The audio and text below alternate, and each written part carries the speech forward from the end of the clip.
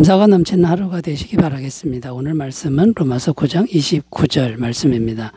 또한 이사야가 미리 말한 바 만일 만군의 주께서 우리에게 씨를 남겨두지 아니하셨더라면 우리가 소돔과 같이 되고 고모라와 같았으리로다 함과 같으니라.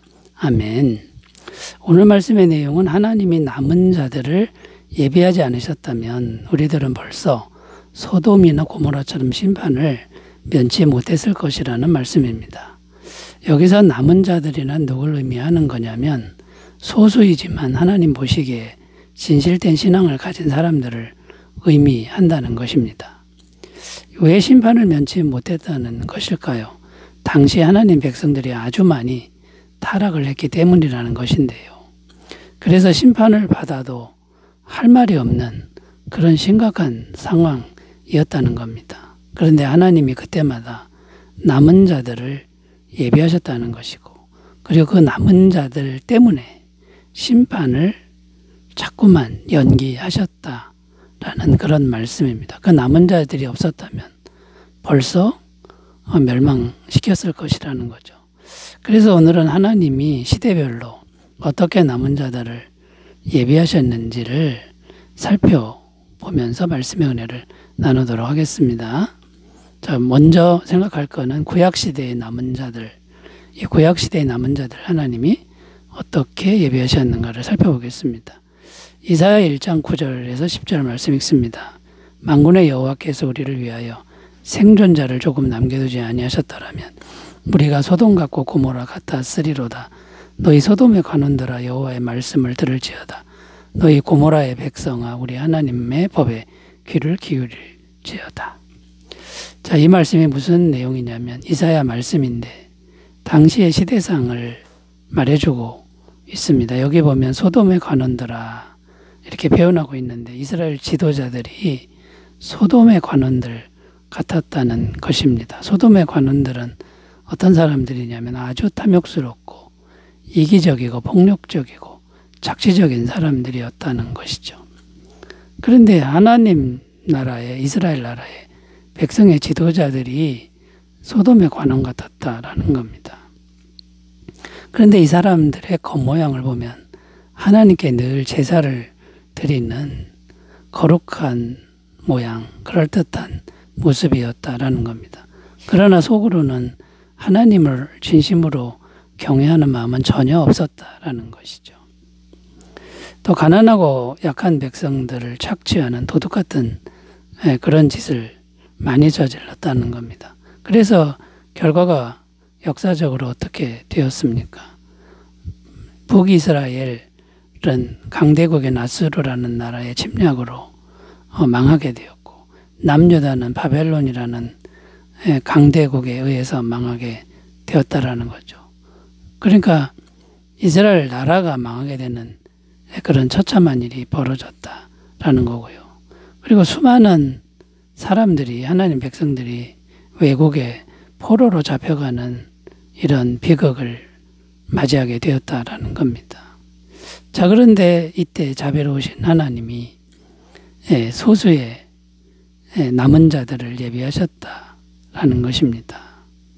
이 소수의 남은 자들이 어떤 자들이냐면 바벨론이라고 하는 나라에 포로로 잡혀가서도 그 이방 땅에 우상숭배 가득한 땅에서도 진실된 마음으로 하나님만을 신앙하는 소수의 사람들이 있었다라는 겁니다.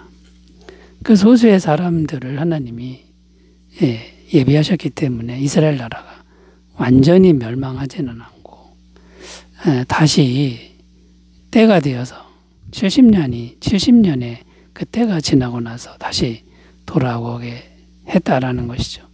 이사야 6장 12절 13절 읽습니다. 여호와께서 사람들을 멀리 옮기셔서 이 땅 가운데 황폐한 곳이 많을 때까지니라.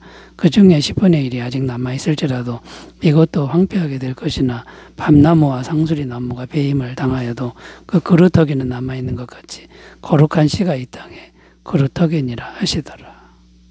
자, 이 말씀에 보면 거룩한 씨가 이 땅에 그루터기다 라고 말씀하는데 이들이 바로 이스라엘의 남은 자들이라는 겁니다. 나무가 다 베어버려졌습니다. 나라가 망했다라는 거죠. 그런데 그루터기가 남아있는데 다 죽은 것 같아도 그루터기가 남아있는 것처럼 남은 자들이 소수가 있다라는 겁니다. 그리고 그 소수 때문에 마침내 70년 기한이 다 차고 나서 다시 고국으로 돌아오게 하는데 이렇게 된 것은, 이렇게 하신 것은 정말 소수의 진실된 신앙인들 때문이었다라는 겁니다. 자, 그런데 누가 이 남은 자들을 예비하신 겁니까? 오직 하나님이 이렇게 적은 수의 남은 자들이 살아있도록 보호하셨다라는 것이죠. 자, 결론적으로 말씀드려서 우리가 가져야 할 소망은 무엇입니까? 어떤 소망을 가져야 할까요? 지금도 하나님은 남은 자들을 여전히 예비하고 계신다라는 걸 우리가 믿어야 됩니다. 이 세상이 아무리 타락해도 소수의 진실된 신앙인들은 여전히 있고 하나님이 보호하고 계신다라는 걸 믿어야 되고, 자, 그러면 우리가 바로 그 남은 자의 반열에 들어가는 주인공들이 되어야 되지 않겠느냐라는 말씀입니다. 여러분, 그 소수의 남은 자의 반열에 다 들어가시길 바라겠습니다.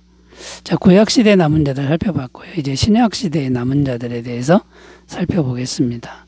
누가복음 19장 45절 46절 있습니다. 성전에 들어가서 장사하는 자들을 내쫓으시며 그들에게 이르시되 기록된 바 내 집은 기도하는 집이 되리라 하였거늘 너희는 강도의 소굴을 만들었도다 하시니라.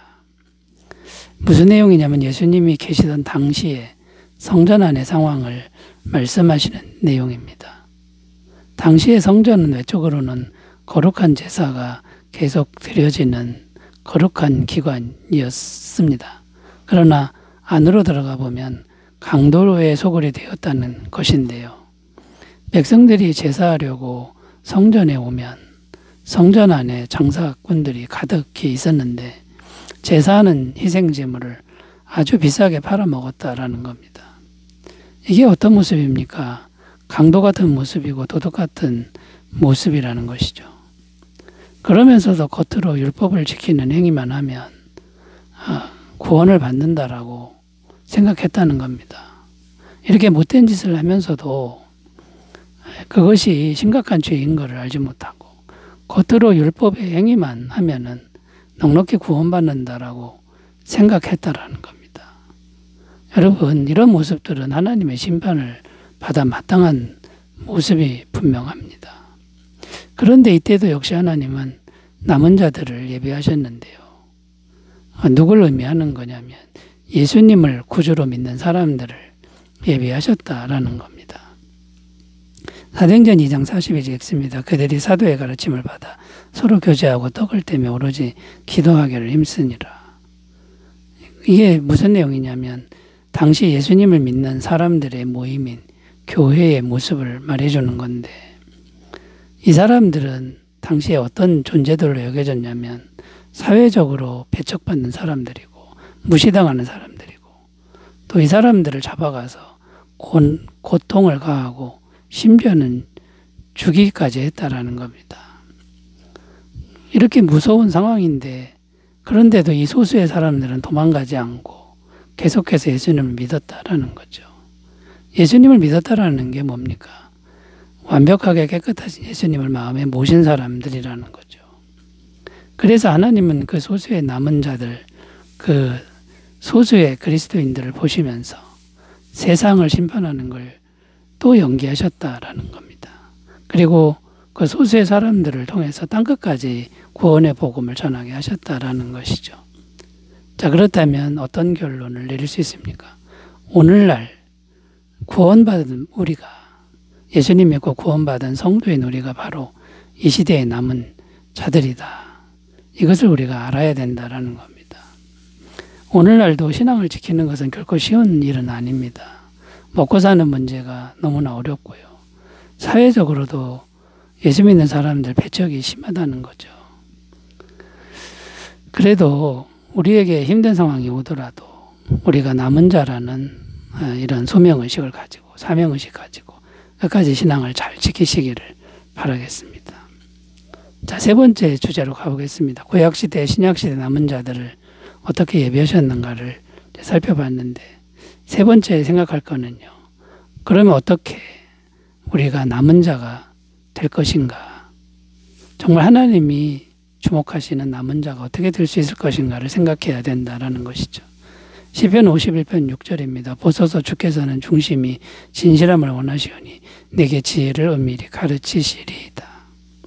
자, 이 말씀에 보면 하나님은 중심을 보신다 이렇게 말씀하는데, 중심이 어떤 중심을 찾으시는 거냐면 진실된 중심을 찾으신다라는 겁니다.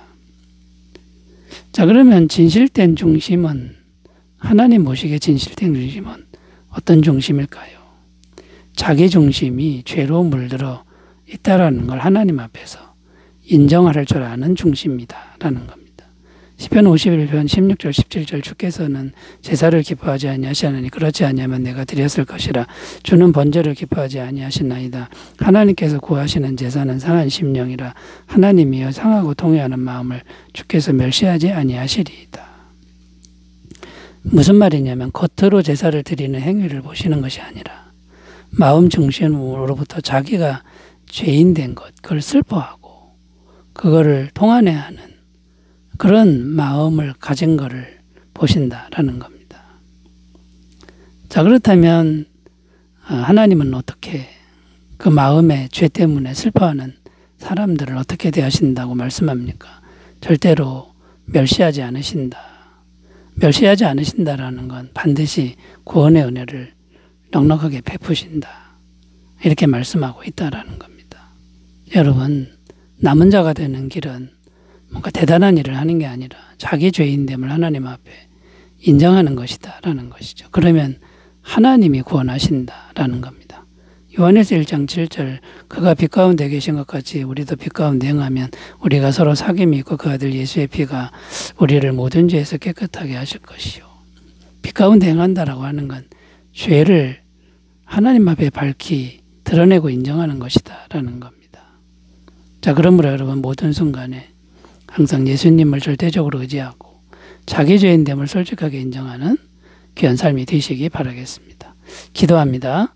하나님 아버지, 우리 모두가 하나님이 기뻐하시는 거룩한 남은 자들이 되게 하여 주옵소서. 예수님의 이름으로 기도드립니다. 아멘. 기쁨 충만하시기 바라겠습니다. 감사합니다.